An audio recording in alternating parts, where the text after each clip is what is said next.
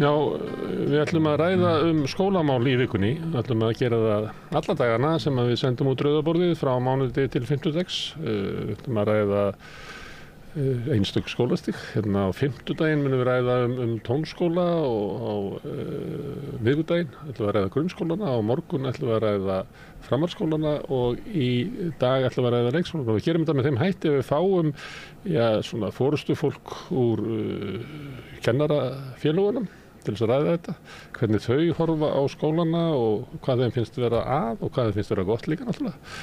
Við ætlum að reyna að fá svona heildstæða mynd af skólakerfinu og vanda þess innanfrá og hingað komin góður hópur af fólki. Hérna Sveinlaug Sigurðardóttir sem varaformaður félags leikskólakennara og Haraldur Freyr Gíslason sem formaður þess félags. Jónína Hauksdóttir, hún varaformaður Kennarasambands Íslands og Sigurður Sigurjónsson formaður félags stjórnenda leikskólana. Nú ætla ég að reyna að átta mig á því hverju staðan og þá hérna að geta að byrja á því hvað í lagi en eyða ekkert allt miklu tími í það. Það hérna, ég held að verið hann Microsoft maður Bill Gates sem sagði það, hann nennti ekki að tala hvað í lagi vegna þess að við höfum ekkert að gera við það, við ætlum að skoða hvað að og einbetta á því, en við skulum byrja samt á því að því að mér sagt það, eða hefur verið sagt það, að leikskólanir á Íslandi séu kannski það skólastig sem einna best í samanburði við aðrar þjóðir. Eitthvað hægt í því? Jú. Ég held að það sé rétt. Já. Nú hef ég sinnt erlendu samstarfi lengi fyrir félagið og ég held ég get alveg sagt það að kerfi á Íslandi og leikskólastig á Íslandi bara mjög framalega í heiminum. Kannski ef við tökum það lengra hvað gott við leikskólan, ef við tölum bara starfið sem slíkt þá er starfið frábært og það... Hvað merkir það starfið frábært? Já að starfið í leikskóla það gefur þér gríðarlegt frelsi. Þú ert ekki bundinn við eina skólastofu, þú getur gert framkvæmt aðalnámskrárna bara eftir þínu höfði, þú getur farið út þegar þú vilt og þú getur verið inni þegar þú vilt. Þannig að frelsi til að kenna gegn leik, það mjög mikið á þessu skólastigi og svona heilt yfir held ég að flesti séu saman það sem að starfa á þessu skólastigi að það er gaman að vera þarna en kerfið okkar samt ekki fullkomið og nú ætla ég að geta kallan tíma frá villum. Nei. Af hverju þetta gott? Já, meðal annars vegna sem Haraldur segir að það gefur kennaranum mikinn sveigjanleika sem að kannski meira á þessu skólastigi heldur en mörgum öðrum skólastigum og þetta sem hún nefnir með að vera inni eða vera úti, þú hefur þetta frelsi og það sem náttúrulega gott við þetta skólastig líka það að börn á þessum aldri eru bara ótrúlega skemmtilegt fólk og það ástæðan fyrir þetta svona skemmtilegt starf og ástæðan fyrir að við sem hefum gert þetta ævistarfi endumst í þessu, það vegna þess að börn eru skemmtileg og það gefandi. Við byrjum skemmtileg og svo versnum við. Já, það hérna, allir verðum ekki skemmtileg aftur svo í lokin, en börn eru allavega svo óbærslega skemmtilegt fólk og það það sem aðalkosturinn við þetta starf og að vera að fá að kenna ungum börnum eru forréttindi að mínum mati og mínum mati þetta besta starf í heimi og ég þreytist ekkert á að segja það. Eina ástæðunum fyrir því held ég líka að þetta leikskólastig okkar hérna á Íslandi vel metið og það það að kennararnir sem við þó höfum, þeir eru vel menntaðir. Flestir eru komin með 5 ára meistaragráðu á bakvið sig, hafa mikla sérþekkingu og mikla fagmennsku og það skiptir máli í gæðum að það sé kennari sem að leiðir starfið. Eitt sem mér var sagt að ástæðan fyrir að íslensku leikskólar væru svona góðir að þeir voru formaðir alveg á besta tíma svona í kringum svona 1970 sem kemur svona tilnum til þess að gera það og það var eiginlega besti tíminn í það sem var gat fyrir svona hvað við segja bara húmaníska sýn á skólakerfið að sleppa í gegn. Já, en það kannski sýnir að sé líka að meina grunnskólinn alltaf að reyna að laga gamalt kerfi Já.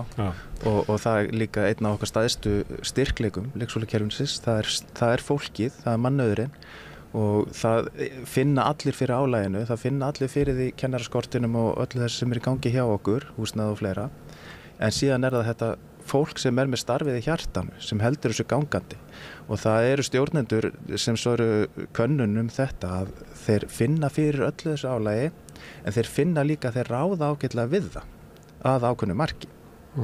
Þannig að það er styrkleiki kerfisins, það er starfsfólkið. Ok, þá erum við búið með það. Hvað er í lagi?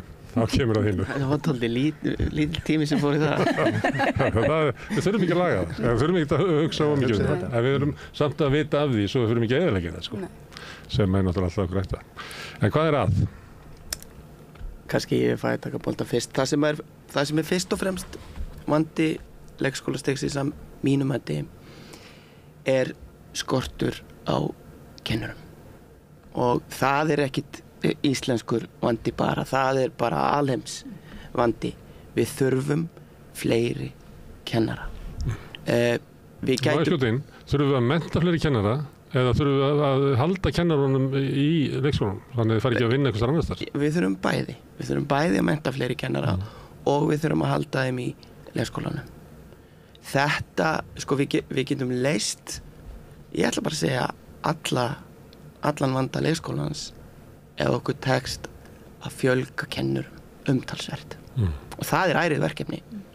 Og það er búið að vera vitað í áratugi og við erum búin að tala um það í marga hringi í fleiri áratugi að þetta þurfum við að gera og þú veist, og sjálfsög hjálpar ekki sko það að kerfi stækka náttúrulega. Við erum alltaf að reyna að brúa hið alræmda bil á milli fæðingarorlofs og leikskóla og það er bara, ég vil ekki segja illframkvæmanlegt, það er óframkvæmanlegt án þess að við fjölgum kennurum. Og þá þarf maður að hafa í huga það ekki að þegar þú fjölgar lengir leikskólan niður á við að þá er hlutfallslega fleiri kennara sem að þarf á milli 1 og 2 ára. Eðlilega. Heldur en milli 4 og 5 ára. Það er rétt. Já, eðlilega. Því yngri sem börnin eru því fleiri þurfa kennararnir að vera. Var þá ákvörðun tekin að fara þangað sem að sum sveitarfélög hafa gert án þess að hugsa hvað þyrfti til þess að geta staðið við þá þar loðast? Já, það var eiginlega að mínum að þetta annað af stað án þess að hugsa hlutina til enda. Það var í rauninni ekki farið af stað með neina svona þverfaglega umræðu eða stefnumótun í málefnum 1 til 2 ára barna á Íslandi.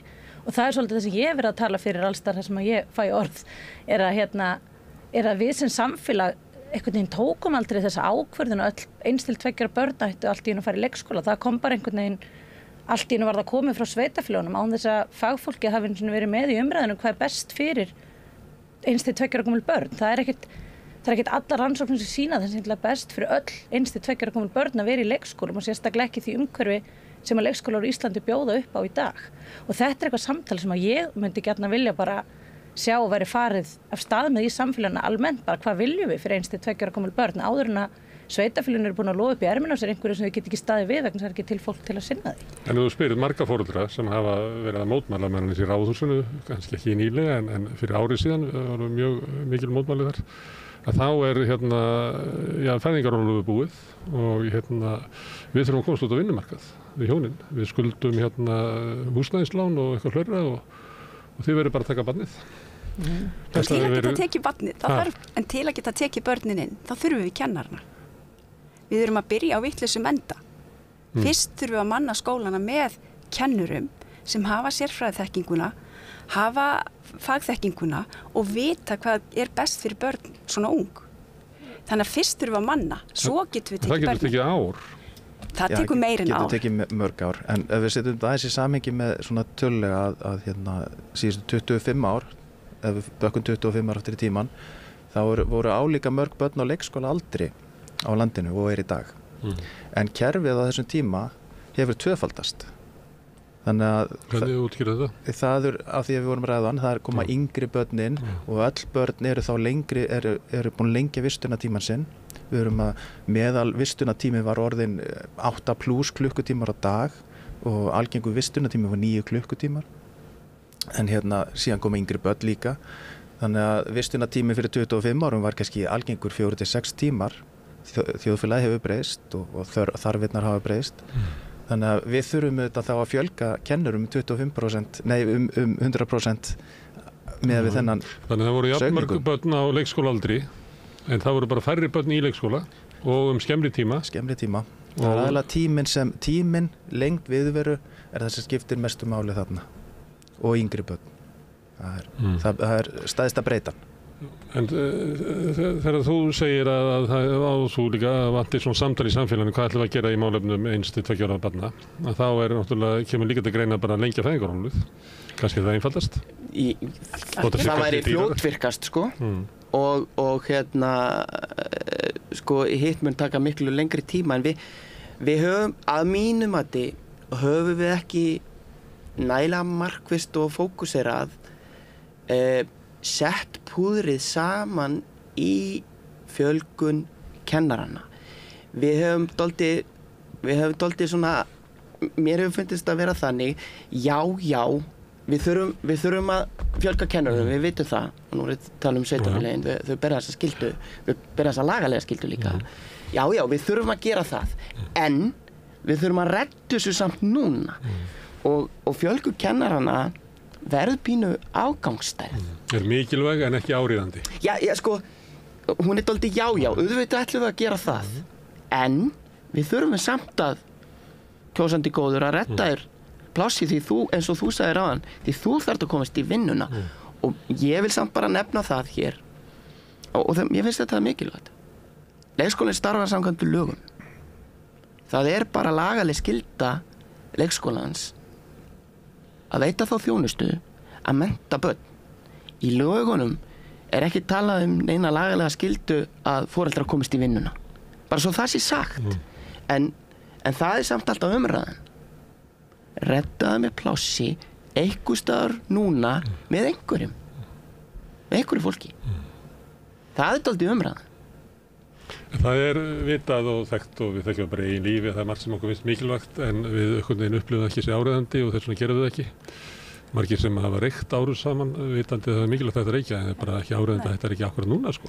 Þannig að við erum kannski í svona stöðu í því og þá er náttúrulega hættan að svo að ákvarðanum tekna en við erum að redda bara ykkur í dag og þá náttúrulega það sem þú býr til í slíku ástandi er eitthvað tjasl sem er ekki það sem þú vilt búa til heldur eiginlega það sem þú vilt alls ekki búa til. Þetta er hárrétt og það er það sem þú kallar tjasl og ég held að sé bara ágætis orð setur þrýsting á kerfið og gerir kerfi fyrir þá sem eru í því nú þegar sem eru börn og kennarar það eykur vanda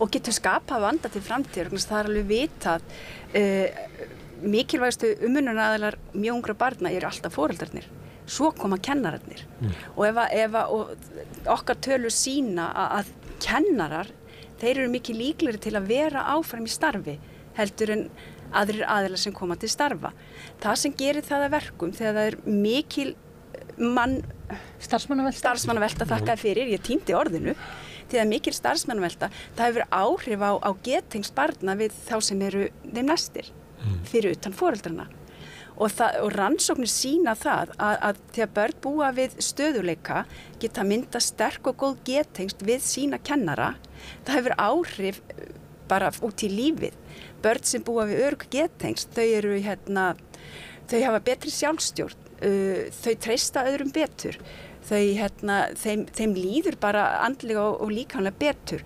félagstengsl, samskipti þetta allt verður sterkar hjá þeim og við eigum rannsóknir sem að sýna það að það er fylgni á milli þess hvernig börn frá leikskóla og upp í framhaldsskóla hvernig þau gengur í félagslegum samskiptum og í bóknámi þannig að þetta hangir saman þannig að þegar þessi ungu börn sem að verður að bæta við inn í kerfið okkar komin í skólan okkar og okkar heitasta ósk er að bjóða þeim þá kennara sem fylgja þeim áfram en það er ekki raunin það hefur áhrif á þeirra líðan og þeirra námsgetu upp í framhaldsskóla þetta verður við líka að fara að tala það er ekki nóg að opna skóla með einhverjum sem þekkir svo ekki hvernig þroski barnan er og þekkir ekki mikilvægi geðtengsla fyrir þeirra andlegu, líkamlegu og námslegu líðan áfram upp. Þannig hugmyndin væri að ég kemi eins ás í leikskóla að ég væri með kennara sem myndi fylgja mér þangað til ég fer upp í grunnskóla eða? Er það hugmyndin? Kannski ekki endilega sami kennari þessi 5 ár, en það væri þessi samfella í algjör samfella. Þeir kynnast kennurunum sínum og þeir sjá alltaf andlitin á hverjum degi og með þessar deildir, 12 mánaða deildir, þar ætti sko stöðuleikinn að vera algjör. Þar ætti fagfólki helst að vera. Við tölum menna stöðuleika einmitt að við erum með 25% cirka kennara, leikskólakennara í kerfin okkar og þá aðrir eru þá ófaglærðir og starfsmannaveltan í þeim hóp 33% sem gríðarleg starfsmannavelta. Þannig að 33% á ári eða? Já, á ársgrundvelli og það talið að eðlileg starfsmannavelta sé kannski 7%, 7-10%. Og það kannski starfsmannavelta nær því sem leikskólakennarar í hópi leikskólakennara. Þannig að ef þú ert með 50 starfsmenn, þá ertu á hverju einasta ári að skipta 12-13 starfsmenn í þessum skóla. Og ég myndi að áhrifun á börnin þarna og stundum ekki einu svona einu ári heldur kannski bara sama veturinn kannski eitt barn á deild með kannski segjum að 4 starfsmenn á þessari deild og það byrja 4 á hausti og 2 hættum áramót og það kannski byrjar annar í 3 mánuði og svo hættir hann og svo byrjar annar þannig að endan með kannski 1 lítið barn búin að vera með 7 mismunandi einstaklinga á einum vetri og stundum ennþá fleiri. Þannig að þú veist þetta er mikið rót fyrir ung börn eins og Jónína var að tala um. Og þetta vont og þetta viljum við ekki. Nei, og við viljum þetta ekki. Og þetta eins og Sigurður segir, meðal kennari þessi starfsmannavelta miklu minni. Og þess vegna þurfum að fjölga kennurunum, því þannig líka aukum við öryggi barnanna, aukum við stöðuleikan, minkum starfsmannaveltuna, þetta hangir allt saman. Og þetta er það sem við erum svolítið að kalla eftir núna í kennarasambandinu, að vekja orðræðina í samfélaginu, hver staðan og velta því, viljum við ekki öll hafa kennara með börnunum okkar, alltaf. Ok, þá komum við að því því að við erum ennþann dag í dag árið 2024 að heyra býtu, þú þarft ekki háskólamenntun til að passa börn í leikskóla. Til að skipta banni. Þú veist, við erum ennþá 2024 að heyra þetta og þetta að mínum að þetta náttúrulega ekkert nema bara fordómar fyrir menntunarfræði ungra barna. En það skiptir náttúrulega máli ef þú ert að heyra þetta bara út á bensínstöðu eitthvað eða þú heyrir þetta bara inn í kerfinu sem að taka ákvarðanir að kunni ekki að meta menntun leikskólakennara. Það er svolítið munur á því. Því þetta losnar maður kannski ekkert við það að tekur kannski kynslóðir að byggja upp virðingu fyrir starfi leikskólakennara. Akkurat, maður hefði samt haldið árið 2024 af því að það tekur marga kynslóðir. Það er ekki eins og leikskólastigið hafi verið að fæðast í gær sko. Að við séum ennþá þarna að slengja því fram að háskólamenntunin sé vandamálið. Við erum að benda inn á tölurnar sem sýna það að kennarar sem hafa fjárfest í menntuninni starfsmannavelta þeirra er bara eins og kannski mögulega starfsmannavelta eðlilegt að starfsmannavelta sé. Þannig hún ekki vandamál. Háskólamenntunin lausnin, ekki vandamálið. En hafa þá verið að þú ert að tala svona sé ekki verið að virða 5 ára háskólanám. Ég held að verið eitthvað tímann að snemma á 8. áratugnum að þá var verið að svona þá var tilboð til þeirra sem höfðu verið ófaglæðir inn í grunnskólakerfinu að sækja sér háskólamenntun, kennaramenntun. Það var verið að færa kennaramenntun upp á háskólastig. Þetta minnum ég var nú bara barn og unglingur hann og ég bara man eftir það svona í bakhöfðinu. Að þá var þeim boðið að gera það. Hafa svoleiðis tillögur verið upp á borði? Já, við árið 2024 af því við erum það er kannski langt mál að fara út í það hér en við erum alltaf markvisst í hverjum kjarasamning að reyna að bæta stöðuna og árið 2024 ég veit ekki hvort það sennilega mann enginn eftir því 2004 núna? Nei, 2014 fyrir 10 árum síðan þá sem sagt ég veit ekki hvort að fólk mann eftir því þá hafði allur markaðurinn þá ætluðu menn að fara sömu leið og var farin svona núna í kjarasamningum hóflegi kjarasamningar til að ná niður verðbólgu og vaxtastig og allt þetta fer allt í ringi og menn sömdu 2,8% launahækkun allur markaðurinn. Við hins vegar stígum þá skref með okkar viðsemjenda, gott skref það sem að við jökum launalega hvata til þeirra sem að hafa réttindi til kennslu. Einmitt til að stíga þessi skref. Og að því að hluti okkar félagsmanna er með aðra háskólamenntun en leikskólafræði, það var samið 2,8% fyrir þá, en hinni fengu yfir 20%, mjög erfitt félagslega. Við dróum þarna línu í sandinn, sögðum, heyrðu, starfsmannavelta er ómikil meðal þessa hóp sem að að koma að stoppa hérna stutt við, þú ert búin að mennta í einhverju öðru, þú ert að leiðin eitthvað annað, við þurfum að hafa launalega hvata fyrir þá sem ætla að vera hér. Og við viljum gjarnan fá þig hérna með í okkar lið, og þá bjuggum við til sérstaklega styrki sem það er starfsþróunarsjóður annarra háskólamenntaða í FL, og úr þessum styrkjum geta einstaklingar fengið 1,5 milljón til að sækja sér réttindi. Þá þarftu að taka styrktilega allir, þeir eru allir með bakkalórgráðu þessi hópur, og þú tekur menntunarfræði leikskóla og við borgum þér 1,5 milljón og þú kemur yfir í okkar hóp og fær í laun og betri starfsaðstæður. Og við erum búin að styrkja síðan 2014 300 einstaklingar til að fara þessa leið. Við þurfum bara svo miklu fleiri. Það er kannski ákveðið að staldrenda við að þegar við erum að tala ófærlegt fólk að það er alls konar. Já. Það er fólk sem hefur enga menntun, það er líka fólk sem hefur alls konar menntun, stjórnmálafræðingar og heimspekingar og guð má vita hvað ekki, sem eru þarna. Þannig að það er ekki þannig að það sé annars vegar leikskólakennari en svo eitthvað ómenntað fólk, og svo náttúrulega er fólk sem hefur mikla starfsreynslu. Og í flestum fögum er það þannig að hægt og bítandi þá vinnur starfsreynslan upp menntunarskortinu ekki. Einhverju leyti en ekki öllu leyti. Já, ekki öllu leyti náttúrulega. Það er sumt sem þú lærir. Löng starfsreynsla er metin á við menntun. Það er ekki alveg þannig náttúrulega, en náttúrulega mjög margt sem þú getur ekki lært á bókinu og lærir bara í starfinu með börnunum, en það er mjög margt fræðilega sem þú lærir heldur ekki bara í vinnunni, heldur þarft að læra í skóla, þannig að þetta þarf að vera svona bland. Ég get bara að tala fyrir sjálfa mig, ég hafði töluverða starfsreynslu sem leiðbeinandi áður en ég fór í háskólanum, og ég er brottfall úr framhaldsskóla, ég hafði enga ég er ekki stúdent, ég mætti til að skrópa, þannig að ég hafði ekki áhuga að vera í skóla, en ég fer svo náttúrulega ung maður samt, mjög hrúkafullur inn í skólanum, fannst ég kunna þetta allt saman. Þú byrjar í kenna? Já, akkurat, við vorum saman í kennaraháskólanum.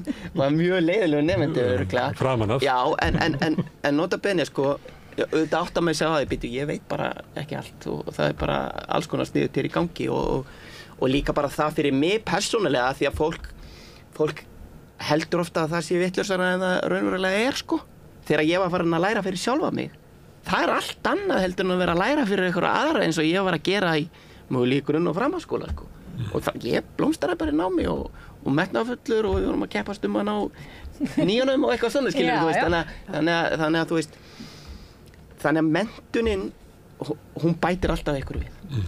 Já, það er líka kannski, að því að varst kannski að spyrja út í þetta, að háskólinn hefur líka komið inn þarna að þeir hafa boðið upp ákveðið raunfærni mat fyrir ákveðin hópa fólki til þess að aðeins að reyna, ef þú ert búin að vinna lengi í kerfinu, ert með eitthvað ákveðin grunn, að þá getur þú farið í gegnum raunfærni mat þar og stytt leiðina eitthvað örlítið. Ekki verið að senda fólk eitthvað í... Nei, það þarf ekki að fara í allt, Það er mjög góð leið. Og fyrir ekki, mér langar aðeins að bæta við þetta, því að fólk heldur því oft fram að segir að við þurfum einhvern veginn að fjórskipta þessu, og það þurfa að vera þrep á leiðinni, og við getum ekki bara, þú veist, það fer enginn bara beint í 5 ára á námi, það þurfa fyrst að gera eitthvað. Þetta er allt til.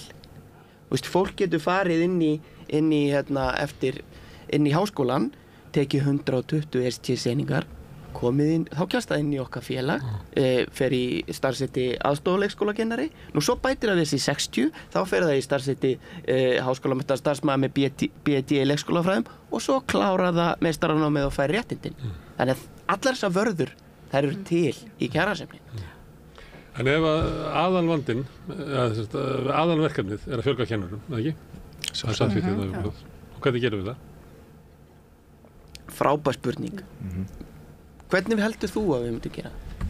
Ef ég fæ að vera þú í smástund. Ég held að það sé svona margflókið, svona menningarlegt fyrirbrigði, Ég held að hluti af því sé að Það náttúrulega það vinnur gegn kennarastéttinni svona, ég veit ekki hvað þetta ástand sem við gengið í gegnum sem einstaklingshyggja og svona skortur á sýn á eitthvað svona húmanískum verðmætum og eitthvað leyti held ég að kennararnir hafi sko gefið eftir í því.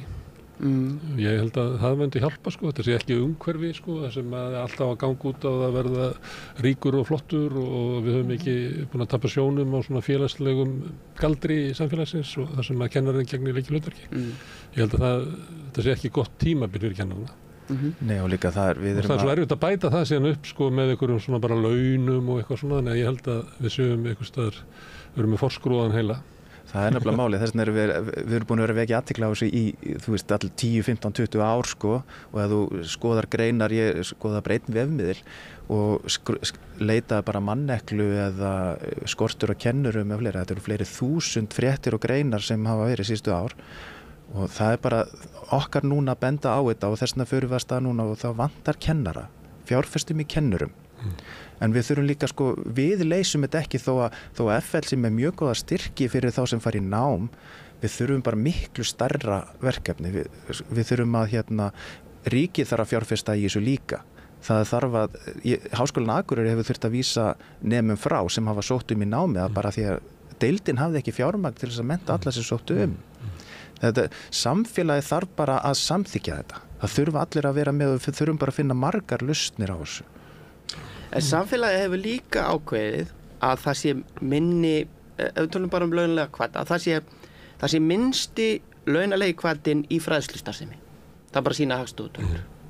Að það sé bara, þykir bara, eðlilegt að fræðslustarfsemi skrapi botnin hvað varðar laun sérfræðinga.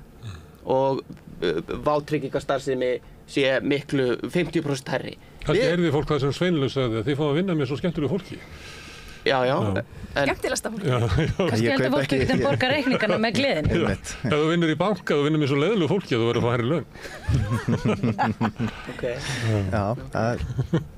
Kaupið það, ekki? Ef við getum verslað í matinn í bónus með gleðitókens, þá kannski tekið út úr gleðibankanum. En ég held þetta sé, eins og þú segir, þetta er margslungi og flóki og meðal annars menningatengt. Þetta er mjög menningatengt. Kunnum ekki að meta það sem er mest virði, sko. En ég held svona í grunninn, sko, ef við ætlum að fara á eitthvað flug, þá þarf launalegu hvati sérfræðinga í fræðslustarfsemi að vera jafn mikill og meðaldal annarra sérfræðinga, sko. Þú þarft að búa til starfsaðstæður líka sem fólk veit starfi í og launin fyrir að vera samkeppnishæf við aðra sérfræðinga. Ég meina, það finnst mér bara lógist. Algjörlega, og þetta bara, maður hefur séð bara konkrétt dæmi þetta. Ég hef verið að vinna með ungu fólki sem kemur eftir stúdent, eins og ég gerði sjálf að prófa að vinna í leikskóla eftir stúdentspróf, en ég var ekki búin að ákveða hvað ég ætlaði að gera og ég bara hef ekki farið úr leikskólanum síðan, en það kemur fólk að vinna með mér, ungt fólk sem að, prófar þetta í hálft ár, finnur sig ekki í þessu, allt í góðu. En svo koma krakkar inn sem eru bara virkilega færir í samskiptum með börnum, eru bara svona með þetta. Þú veist, maður sér í þeim bara svona kennara potential. Og svo spjalla ég við þau þegar það fyrir að líða á veturinn og þau segist til í háskóla næsta haust og maður spyr, hvert að spá að fara svo læra neitt í viðskiptafræði. Ég ætlar ekki að kenna hana, þú ert svo góður í þessu, Þá bara, þú veist, og þá er einmitt, þau nefna oft launaleiðin. Það hefur áhrif hjá þeim og þau nefna svona alls konar faktora sem að þeim finnst, þó þeim fannst, mér finnst rosalega gaman að vinna hérna og mér finnst æðislega skemmtileg vinna, nei, ég ætla samt í viðskiptafræði. Ég er bara svona, hverju komið ekki inn í skólana, þið eru alveg með þetta og þarna er eitthvað, ef ég vissi lausnina væri ég kannski búin að bjarga þessu, en það er eitthvað þarna sem vantar að þetta fólk líka vel í þessa leið. Að því að stærsti markhópurinn sem að við erum að leita til varandi fjölgun kennara eru þeir sem að eru að kenna á leikskólastiginu í dag. Og það er ekki mikið það, þó að ég og Sveinlaug sem ólík dæmi með það að ég til dæmis var búin að starfa mjög lengi. Ég var bara búin að vinna í ár. Sveinlaug var búin að starfa stutt og þessna þessi hópur, hann er mjög stór. Ég meina við erum með 1/3 sem hafa réttindi. Þannig að restin er markhópurinn sem þú vilt fá í námið. Meðan annars fyrir að draga úr starfsmannaveltu. Já, og þannig erum við að horfa á... Og líka bara með því að leyfa fólki að eiga svona eitthvað svona framgang í starfi.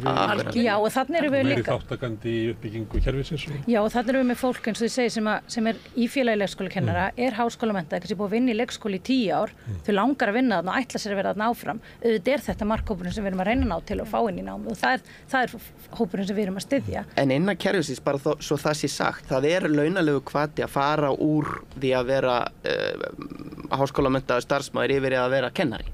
Það er launalegu hvati til þess.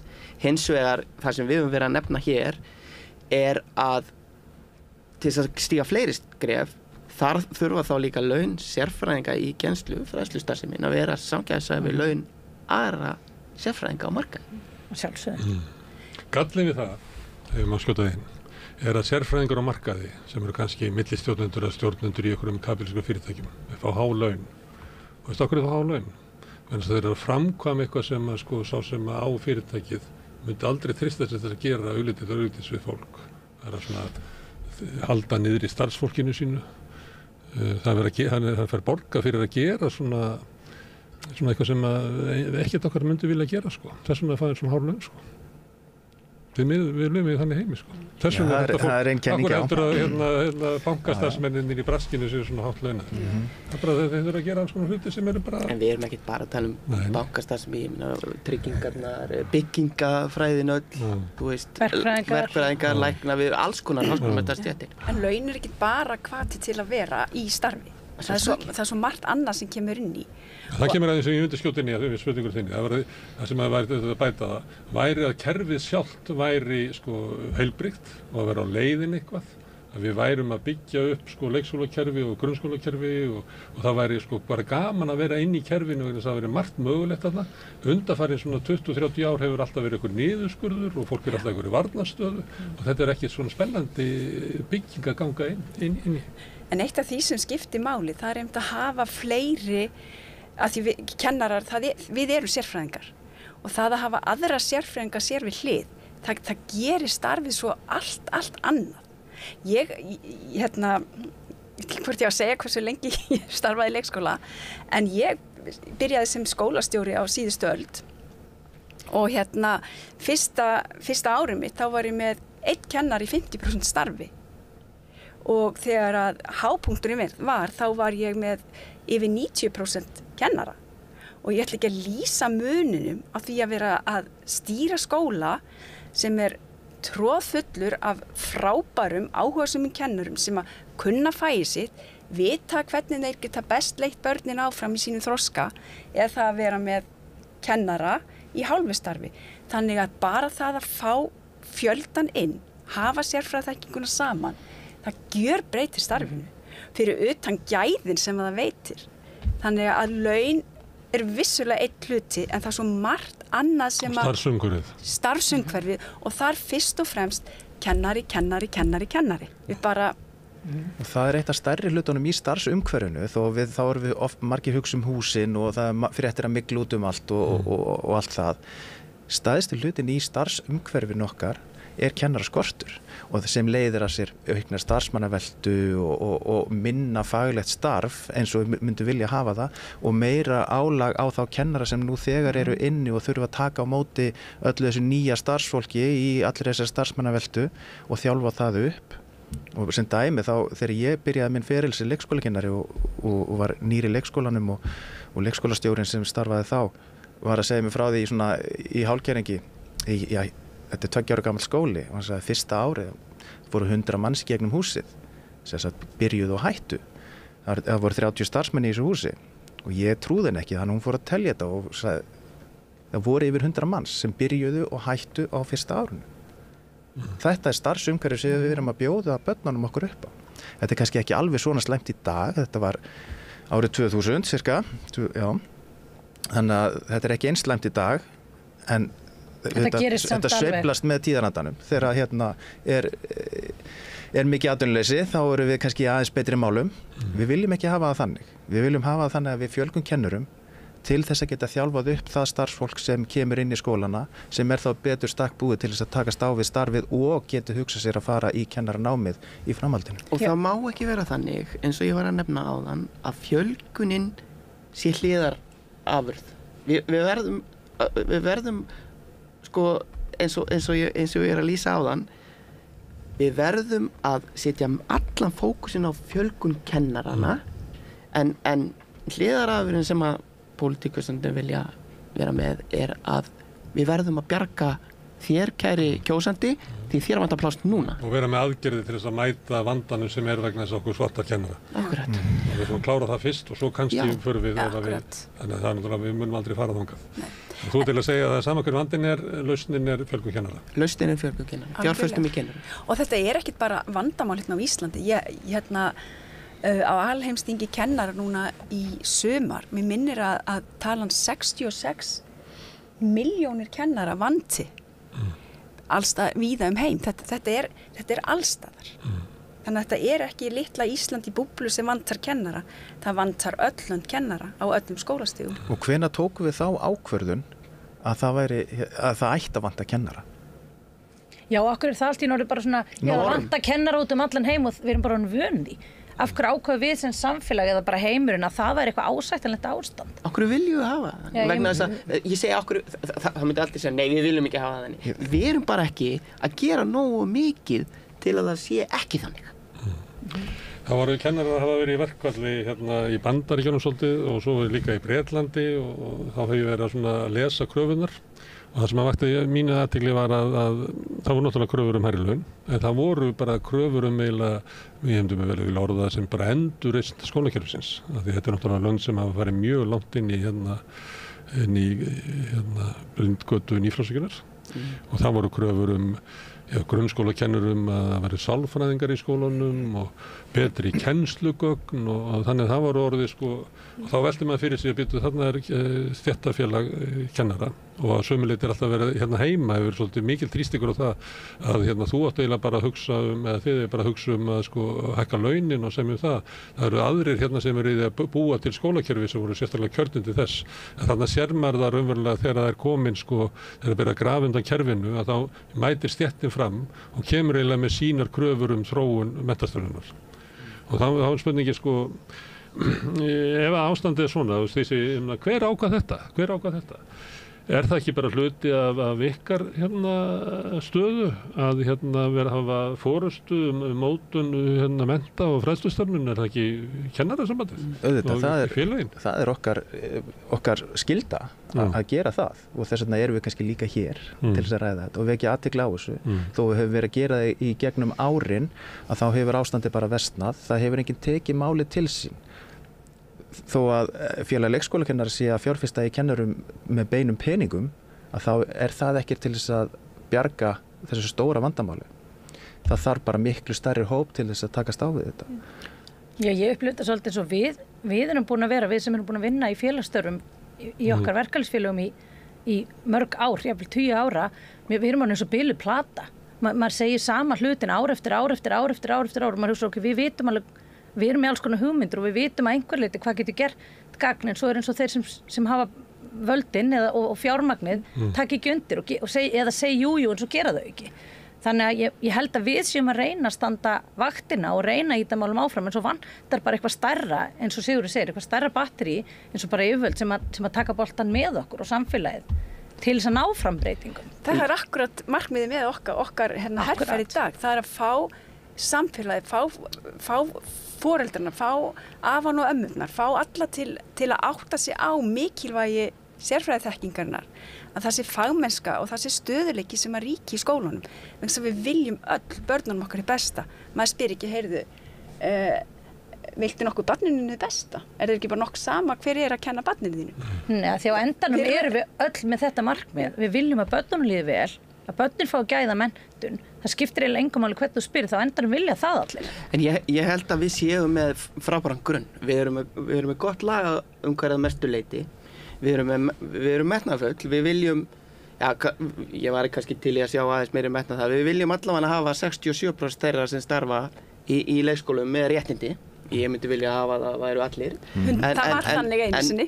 en við erum með góðan grunn, við erum með gott kerfi, kannski breyting á lagaumhverfi gæti verið svo náttúrulega leikskólinn ekki skylduverkefni sveitarfélagana. Ef hann væri skylduverkefni sveitarfélag þyrfti ríkið að koma inn í fjármögnun hans og ég held að það væri mikilvægt skref til að koma fjármagni inn til að fara í það verkefni að fjölga kennurunum. Ég held að takist okkur það að fjölga kennurunum umtalsvert, þá kerfið sem slíkt fínt, lagaumgjörðin og grunnurinn. Við þurfum bara mikla fjölgun kennara á leikskólastiginu. Það mun bara leysa svo mörg vandamál, afleitt vandamál.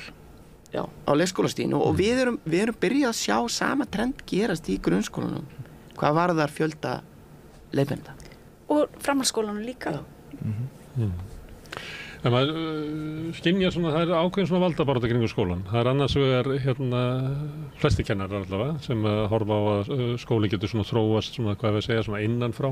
Með faglegri þekkingu og fólki sem vinnur bara í kennslustofunum og þeir sem eru á kennarastofunum getur best svona mætt breyttu þörfum samfélagsins, nemendurnir öðruvísi núna en voru fyrir 15 árum og 20 árum og þannig að þetta sé svona kerfi sem getur þróa svona með svona innri, það hefur allt í sér til þess að geta þróast og mætt áskorunum. Síðan það svona hugmyndinu það að nei, við getum ekki leyft þessu þróast bara sjálft, það bara kennararnir eyða þessu öllu í sjálfa sig og verður bara rosalega góður matur á kennarastofunni og börnin fá ekki menntun og þeir alltaf í fríi og þetta vendar bara með því að þau bara verða að strjúka sjálfum sér. Við verðum að hafa eitthvað svona aga út frá buddunni, að við verðum að hafa eftirlit með þeim, við verðum að hafa einkunnir og kennara til þess að hafa eftirlit með þeim að því annars mun kerfið ekki þróast vel og þetta eru átök í samfélaginu, hvernig á hvora eigum við leggja áhersluna. Hvort að við eigum að setja MBA-mann yfir skólakerfið sem á að kenna kennarunum að vinna eða hvort að við eigum að láta besta kennarann þó læra aðeins svona á Excel þannig að hann geti haldið utan um reksturinn á skólunum. Þetta svona, mér finnst þetta hljóma oft svona þegar maður heyra í umræðuna að það bara ótrúlega vantrú margra í íslensku samfélagi á að kerfi eins og skólakerfi geti þróast sjálft. Ég held að, en maður á alltaf að hafa í huga til hvers skóli? Til hversu skóli? Hann er til að mennta börn. Það bara segir einhver, hann er til að geyma börnin. Svo ég komist í vinnuna. En skólinn er til að mennta börnin á öllum skólastigum. Og það verður að treysta aftur fagmennsku og sérfræðiþekkingu kennara. Það traust ekki í samfélagi. Nei, en þess vegna erum við... á skólaumræðina sem í gangi. Hún litið af vantrausti á skólakerfinu. Já, ég finnst það samt vera minna á leikskólastiginu. Þið sleppið en býttu bara. Já, það getur vel verið. Við erum alveg til það ef við fáum það. Mér finnst traust í leikskólakerfinu. Mér finnst það. En það getur vel verið það að við hefum gert af. En það er þessi trú á við sem að gera það besta fyrir börnin. Og það er okkar sérfræði þekking, það er okkar reynsla sem að á að leiða starfið áfram. Kennarar eru ótrúlega frjóir á öllum skólastigum að finna nýja leiðir til að mæta mjög fjölbreyttum og oft fjölbreyttum nemendahópum sem er sannarlega áskorun. En þeir reyna alltaf, þeir fara alltaf að finna hvernig get ég mætt þessu barni sem best, hvernig get ég stutt þetta barn sem best. Það er það sem á að treysta okkur til að gera, að við höfum þekkinguna. Við erum búin að vera 5 ár í skóla til að vita hvernig við best getum unnið með okkar nemendur. Þannig að það á að treysta okkur. Aðrar sérfræðistéttir, þeim er treyst líka fyrir mikilvægum hlutur. Það er rosalega mikilvægt, þetta er rosalega mikil ábyrgð að vera kennari. Þú bara berð ábyrgð á vellíðan og þroska barna. Þannig að við viljum bara að það þarf að koma traust á sérfræðingan. Það er það sem á að leiða skólakerfi áfram. Ekki einhver með MBA-próf sem að veit kannski allt mannustjórnun. Við þurfum að þekkja mannustjórnun líka, stjórnendur þurfa þess, en þá að við vitum hvernig best er að gera þetta. Já, þú talar þetta, við erum með einhverja yfirstjórn en það er satt, við fylgjum ákveðnum lögum og reglum rekstur skóla og eitt af því að það eru leikskólakennarar sem stýra þessu stofnunum og auðvitað þurfa þeir góð ráð frá mannustjórum, sérstaklega þegar ástandið eins og í dag. Ég gerði ákveðna könnun í byrjun árs hjá stjórnendum leikskóla og það var yfirgnæfandi svörun varðandi spurningu hvað hefur valdið mesta álagi eða svona auknu álagi síðustu ár, og það voru það starfsfólk, það skortur á kennurum, það bara skortur á almennu starfsfólki og það erfið starfsmannamál. Þetta var út í gegnum könnunina, þessi svörun. Og síðan eins og þú kannski myndist á aðeins að samfélagi líka breytast. Þessi flókna samfélagsmynstur eða flóknara heldur en var, sem hefur líka áhrif. Þannig að þetta bara okkar veruleiki í dag og þetta þurfum við að fást við, og þegar að þetta orðið megnið að starfi stjórnandans, mannauðsmál, þá verður það sem hann á að vera með, hann á að vera faglegu leiðtogi, það þarf bara aðeins að bíða eða hann þarf að færa það yfir á aðra deildarstjórana eða aðstoðarskólastjóran eða annars starfsfólk skólana, en þeim að fækka líka. Þeir eru komin núna á 10 árum, fyrir 10 árum voru hvað 35% komin niður í 25% í dag. Af hverju sér 35 niður 25 af? Hjá leikskólakennurum. Hlutfall leikskólakennara af starfsfólki. En á að vera 67% samkvæmt lögum. Þetta sem ég var að vísa í að því að við sjáum þetta í heilbrigðiskerfinu, það sem hefur verið að sitja, var bara kynnt fyrir nokkrum mánuðum inn í Landspítalanum, að það átti að vera fjármagna einstakar aðgerðir og maður sér alveg hvernig svona fjárstreymið vill stýra stóru kerfunum og við þekkjum dæmið þess frá Svíarnir hafa gert mikla tilraunir með eiginlega svona markasvæða skólakerfið og með svona umdeilanlegum árangri. Að þið verð ekki var við það að það sé eitthvað svona önnur en svona fagleg sjónarmið að maðurinn með budduna ráðir endan ræður hann öllu Sko ég held að ef ég skildi rétt að þú veist áhrif nýfrjálshyggjunar þeirra gætir alveg í leikskólum líka Akkurat, þú varst bara að tala um nýfrjálshyggjuna áðan en við höfum alveg fundið fyrir því að það er alveg það koma alveg svona markaðsfræðileg mál inn í leikskólaheiminn. Það er reynt að markaðsetja námsefni til notkunar fyrir leikskólakennara sem eiga að bjarga öllum málunum.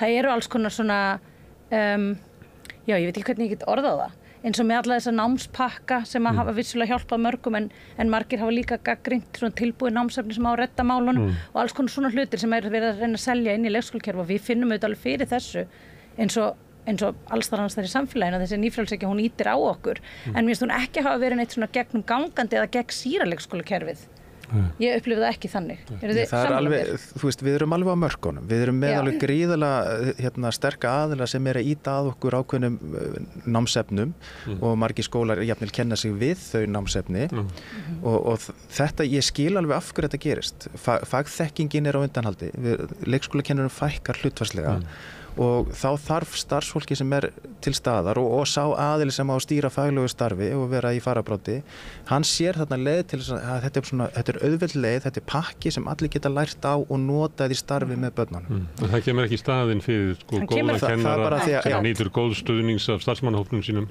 Nákvæmlega. Við viljum það miklu frekar. Ég ætla ekki að tala fyrir allan hópin en allan fyrir mitt leyti þá myndi ég frekar vilja það að fagþekking leikskólakennara myndi ráða leikskólastarfinu ekki einhverju utan að koma til pakkar. En þarna kjarnar það líka það sem tengist því sem voru að ræða áðan.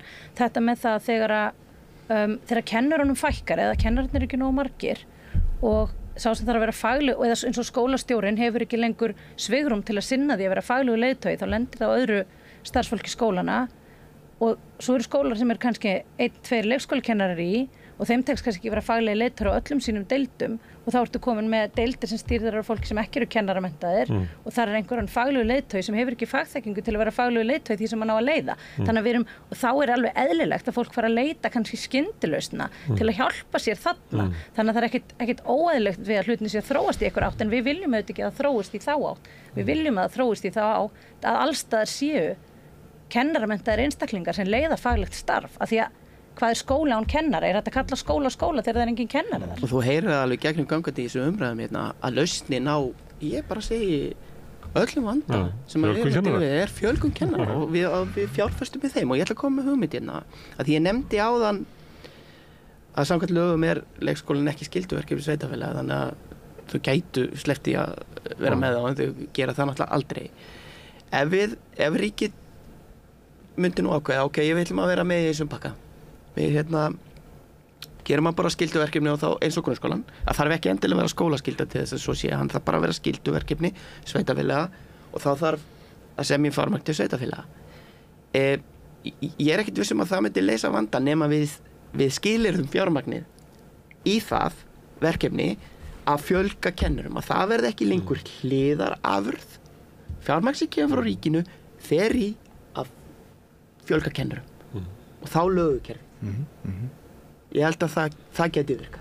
Ok, herðu, það er sama hver vandinn lausnin fjölgun kennara, en eitt sem við verðum að ræða, það náttúrulega breytingar á samfélaginu, fjölgun innflytjenda, líka bara svona það er einhver menningarleg breyting að, þú veist, það eru bara færri börn eru bara færri minni hluti af samfélaginu heldur en þess, ég nefndi það stundum hérna við Rauðaborðið þegar ég fór rekinn út að leika, að þá voru næstu því 3/4 íbúa Reykjavíkurborgar börn.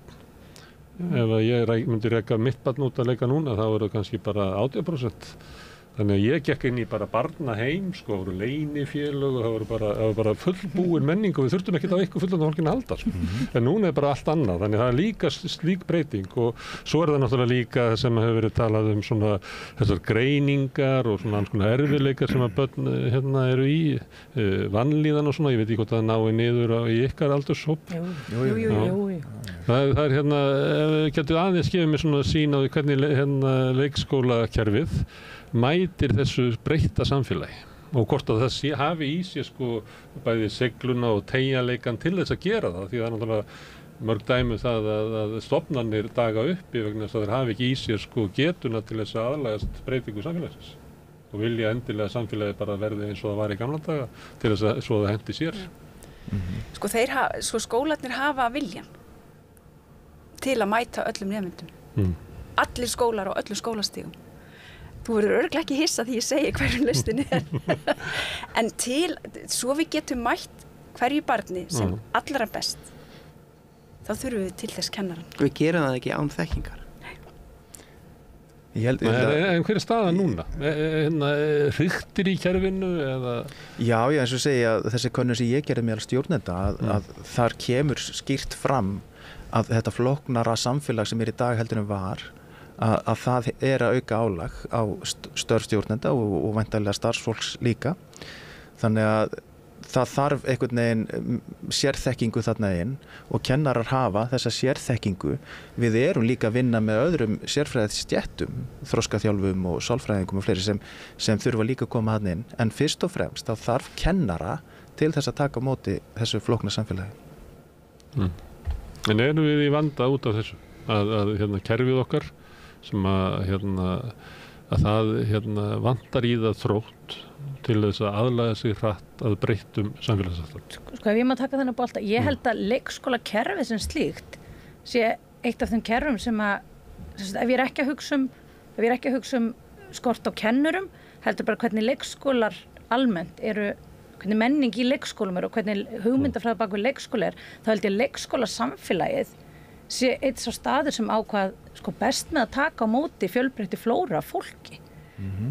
Menning leikskólana einkennist af umhyggju, af því að leggja áherslu á veljan fólks, að leggja áherslu á það að öllum er að líða vel, að einstaklingurum fá að njóta sín á einn forsendum og öll þessi gildi sem leikskólinn byggir á og börn að fá að læra í gegnum leik, öll þessi áherslu atriði sem eru okkar faglega sín, ég held að hún sé vel til þess fallin einmitt að mæta ólíku fólki og hvort sem það er vegna þess að þú ert innflytjandi eða því að þú ert með einhverja fötlun eða því að þú bara hreinlega kemur úr einhverju umhverfi sem annað en umhverfi mig, það skiptir ekki máli en leikskóla umhverfi sem slíkt gríðarlega ríkt af menningu sem inngildandi og okkar kennslaðaðferðir mjög inngildandi og ég held að þar séu við sterk en til þess að við getum síðan framkvæmt þessa faglegu sín okkar alla leið þá þurfum við fagfólk til að ná utanum verkefni hreinlega því fjöldin svo mikill að eins og þau hafa nefnt við erum ekki með nógu marga kennara kannski til að ná utanum það en þeir sem eru á staðnum eru vel til þess fallnir að gera það vel og þetta breytingin orðið svo hröð og eins og ég var að tala við skólastjóra Fellaskóla að íslensku kennslan sem að fer fram á leikvellinum, hún eiginlega dofna sko. Maður ímynda sér bara að fyrir einhverjum árum að þegar kom barn inn á völvukot ef það er til ennþá, mamma var þar ekki alltaf, að þá gastu stutt barnið í því að læra íslensku, að það var líka sko leikvöllur var að gera það með þér. En núna það bara 3 sem að tala íslensku út á leikvöllunum. Þannig að svona stuðningurinn sem að var í samfélaginu. Málumhverfið. Þá er spurningin sko, er skólakerfið nógu sko fljótt að greina vandann og koma lausnir á þessu? Við þurfum við þurfum það eru innflytjendur sem við þurfum til þess að halda upp þessi samfélag okkar. Börn þeirra, þau verða að koma inn í leikskólan líka. Þau verða að koma inn í þetta málumhverfi okkar til þess að bara þróa sinn íslensku hæfni. Og við erum að geta mætt það. Já, við erum að geta mætt þar inni. Við erum ekki mætt bara eins og þessi íslensk með það sem tölu íslenska heima. Já, það er ekki. Nei, ekki þannig. Þau læra bara sitt móðurmál hjá sínum foreldrum og læra síðan íslenskuna í leikskólanum. Ef þau eru tvíting, þá bara, jöfnum höndum. Börn geta þetta. Og við viljum bara fá þessi börn inn í leikskólan og við viljum geta mætt þeim á bara góðan hátt með góðum kennurum. En ég held að öll kerfi og öll samfélög lendi í erfiðleikum þegar að þróunin er jafnhröð. Ég held að ekkert kerfi sé tilbúið að takast á við það og því hraðar sem það verður, því erfiðara verður það. En sko við verðum líka að þora að tala erfiða hluti vegna þess að sko eins og þú ert að nefna þá er íslenskan lykillinn að samfélaginu. Hvernig vel tekst til með tungumálið er lykillinn að færni einstaklingana og hvernig þeim tekst að aðlast þessu samfélagi. Það er algjör lykill. Við vitum það og við viðurkennum það. Ég hef stundum heyrt að það sé frábær hugmynd fyrir einstaklingar sem ekki með íslensku móðurmáli að fara að starfa í leikskóla til að læra íslensku. Það finnst mér ekki góð hugmynd.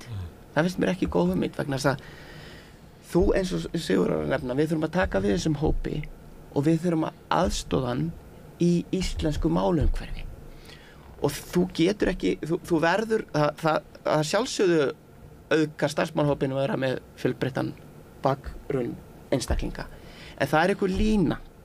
Við þurfum að vita hversu lína er og hvenar við þurfum að segja, já, við erum komið með ákveðið marga hér sem að tala ekki móðurmálið sem starfsfólk og þá verðum við að viðurkenna það og stíga önnur skref. Vegna þess að ef við erum að segja að íslenskan er lykillinn að samfélaginu, þá verðum við að vinna samkvæmt því. Við erum ekki að vinna samkvæmt því, við sáum það bara að OECD var að benda á þessu, það var 80% innflytjendur á Íslandi sem að nota íslensku, á meðan að 50% meðaltali í öðrum löndum. Þetta er náttúrulega bara augljóst og stjórnvöld leggja enga áherslu á það að kenna innflytjendum íslensku. Og við höfum tölur frá tali sína í sömum leikskólum allt og hátt hlutfall einstaklingar sem tala ekki íslensku. Og það gefur auga leið að þegar börnin er ekki í íslensku málumhverfi í leikskólanum, þá náttúrulega styrkist íslenskan ekki þar. Hvað gerur þú í því? Ég meina, þú ert með, það er bara mörg börn sem er ekki með íslensku sem móðurmál. Og það er líka mikið af starfsfólki sem ekki heldur. Já, það er hægt að leysa það á mjög einfaldan hátt, en það tekur kannski langan tíma. Fjölga kennurum. Því að starfsmannaveltan er svo mikil í þessu skólum að það er endalaust að skipta starfsfólk og það endar með því að þú ert farin að ráða bara líka hvern sem er sko. Sem við megum ekki gera. Við verðum að passa okkur á að gera ekki. Við verðum að vanda valið inn í skólana. En til þess að stoppa starfsmannaveltuna, þá þurfum við kennara. Og þetta kemur líka aftur að þrýstingnum. Að fólk vill komast í vinnuna og þá vill það bara fá pláss í leikskóla einhver staðar með einhverjum. Það er ljótt að orða þetta svona. Nei, þetta fólk er í sko neyðarstöðu. Því flest erum við bara í einhverju basli og við erum 3 afborganir af húsnæðinu fyrir að missa það sko. Við erum bara einu veikindu frá því að detta án í fátækt. En ef að lykillinn að samfélaginu, ef við erum sammála það að lykillinn að samfélaginu sé tungumálið, þá verðum við að vinna eftir því. En þannig við komin á mjög mikilvægum punkti að því að það er eitt að við sem við viljum fjölga kennurum, við viljum gera alls konar og alls konar skólinn tala fyrir þessu og samfélagið yfirvöld að tala fyrir einhver og við erum að reyna að tala saman en þegar við ætlum að horfa á þetta heildstætt sem samfélag þú veist, þá á endanum hljótum að þurfa að horfa á þetta út frá barninu og hvað hentar þessum börnum. Auðvitað geta foreldrar verið í vanda og eru í vanda. Ég meina, ég sjálf með há húsnæðislán og allur þessi pakki. Þetta er kannski ekkit auðvelt. En á endanum verður við sem vinnum með börnum og höfum sér þekkingu í að vinna með börnum og hvað börnum er fyrir bestu, að horfa á það hvað er best fyrir börn í þessari stöðu. Og við þurfum kannski sem samfélag að fara að hugsa kerfin okkar út frá því hvað er best fyrir börn, ekki hvað er best fyrir atvinnulífið eða best fyrir eitthvað kerfi, heldur hvað er best fyrir einstaklingarna svo þeim líði vel. Og ef að mamma og pappi þurfa að vinna bara langt fram á kvöld á hverju kvöldu eru úrvinda til að ná endum saman, þá er eitthvað að í samfélaginu okkar. Þannig að þú veist, þetta er auðvitað heildstæður vandi í heildsinni. Þessi pressa sem leikskólarnir upplifa að við verðum að taka börnin inn, hann verður ekki til út af engu. Hann er hluti af stóru samfélagslegu kerfi og þarna er kannski, eins og Sigurður sagði áðan, og enda kannski á ráða bara einhvern, er að þú kannski auglýsir eftir starfsmann og fara engan kennaramenntaðan og svo auglýsir aftur og þú auglýsir aftur og þú auglýsir aftur og það kemur annarkvæmst engin faglærður eða engin sem talar íslensku og endarum ertu bara með 20 foreldra á bakinu sem eru bara, þú veist, að missa vinnuna og þau börnin þurfa að komast inn og endanum er bara einhver ráðin. Þannig að þetta er allt samhangandi sem heild og við sem samfélag held ég þurfum kannski bara að fara pínu að horfa inn á við og hugsa okkur hvað er best fyrir fólk hérna? Hvað er best fyrir börn og hvað er best fyrir fjölskyldur. Því á endanum eru kennararnir og foreldrarnir í sama liðinu. Við viljum að endanum öll það sem er best fyrir börnin okkar. Þannig að þeir myndu vilja bara umræða í samfélaginu börnin og barnafjölskyldur og taka ákvörðun á því og inn í því væru leikskólarnir faldir en ekki leysa það sérstaklega. En þú ert bara að lýsa samfélagi sem er alltaf í áreiðanleikanum að reyna að redda ykkur en er eiginlega aldrei í mikilvæginu. að segja hvað er raunverulega mikilvægt fyrir okkur. Það verður hliðarafur. Já, og þá erum við alltaf að setja plástur. Það er svo þeir að lýsa störluðu samfélagi. Við erum alltaf að setja plástur á blæðinguna í staðan fyrir að stöðva, þú veist. Við erum bara alltaf svona að setja ykkur að plástra í staðan fyrir að ráðast á rótina, sko. Kannski þurfum við bara sem samfélag að fara aðeins að hugsa upp á nýtt hvernig samfélag viljum við vera og hvað skiptir máli fyrir okkur. Já. Og það er nýbúið að samþykkja hæfniramma fyrir kennara. Þeir þurfa að uppfylla ákveðna hæfni í ákveðnum hlutum. Og það er loksins komið núna á prent að þeir kennarar sem að starfa með börnum, þeir verða að ná kvarðanum sé einn sem er ákveðin kvarði yfir kunnáttu í tungumáli. Þetta myndu allir skólastjórnendur vilja uppfylla. Þeir myndu vilja allir þeirra kennarar gætu náð sé einum. En eins og segir, raunveruleikinn sá að þau get ekki sem fyllt hæfniramma sem nýbúið er að samþykkja vegna þess að það er bara kallað að þið verði að hafa skólan ykkur opna. Og með því erum við ekki að tala lítill til þessa hóps. Við höfum talað mikið við innflytjendur hérna. Það kom mér svolítið á óvart af því að Íslendingar eru oft með svo hugmyndum að innflytjendur myndu helst bara vilja tala ensku. Þá er bara mjög sterkur vilji til þess að tala íslensku til þess að geta verið fullgildur þátttakandi inn í samfélaginu. Þannig að starfsfólki sem ekki talar íslensku inn á leikskólanum, það vill tala íslensku. Þetta berum við líka ábyrgð sem samfélag því að þú veist, við þekkjum örugglega öll dæmi þar sem að einstaklingar koma hérna að tala hvorki ensku né íslensku og eftir einhver ár þá eru bara ansi fín í ensku en ekki íslensku. Við berum líka ábyrgð. Lausnin væri þá að ef þú ræður manneskju sem ekki talar íslensku þá byrjar hún starfið sitt á því að fara í íslensku nám, eða ekki? Sjálfsögðu. Það bara er ekki. Það er fallegur draumur. Það væri mjög gott ef það geti verið svo leys. Ef við takjum ákvarðin út frá mikilvægi en ekki bara... Því eins og Haraldur nefndi, ég held að vera Haraldur, að börnin þurfa að vera í íslensku málumhverfi til að ná tökum á tungumálinu. Og ennþá frekar þessi börn sem eru með annað eða bæði foreldrar af erlendum uppruna, þau sannarlega þurfa að læra það tungumál líka. Af því að grunnurinn að því að læra tungumál er að hafa fasta fætur í einu tungumáli. Þannig að það er þá þeirra móðurmál eða föðurmál. En þannig að við þurfum einstaklinga, við þurfum kennara inn í skólana sem tala íslensku til að geta mætt öllum þessum fjölda barna sem að hafa ekki íslenskuna heima við. Og það er alveg virðingu stjórnvalda fyrir því að það er kennslan og það sem eru samskipti kennarann á nemendum sem eru skólinn en ekki eitthvað svona strúktúr eða kerfi eða tricks eða...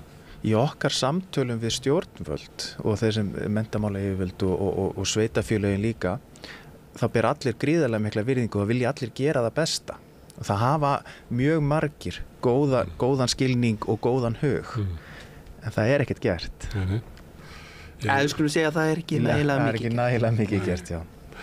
Ég vitna stundum í Humphrey Bogart hérna í þessu samhengi þar sem að hann sagði sorry sweetie, but I have to kill you. Já. Það er ekki allt sama, það skiptir ekki alltaf sama hvað maður segir og hvað maður gerir. Herðu, Sveinlaug, Haraldur, Jónína og Sigurður, ég þakka fyrir að koma hérna og ræða leikskólann. Við getum alltaf að sitja hérna mjög lengur, þið vitið það. Algjör. Takk fyrir að bjóða okkur. Já, takk fyrir. Takk fyrir að koma. Og hérna á morgun ætlum við að halda áfram hérna spjalli skólakerfið okkar. Þá eru það framhaldsskólarnir á dagskrá. En hér framundan er hins vegar annað viðtal. Við höldum áfram að reyna að skilja þetta samfélag sem við lifum í. Næsti kafli er eftir augnablik. Allt það besta er ókeypis. Knúsaðu vini þína. Samstöðin þar sem manneskjurnar koma saman.